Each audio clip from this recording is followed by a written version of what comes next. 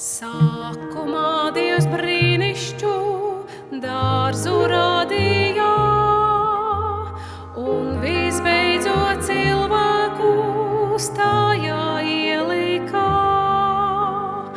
Dievišķie likumi visur valdīja, Dievs mums pastos mācīja laimei dzīvībai.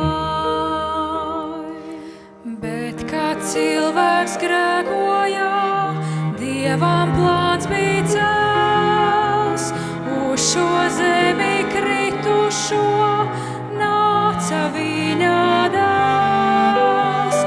Golgotā nomira mūsu vietā viņš, lai no nāves izglābtu visus, kas tam tic.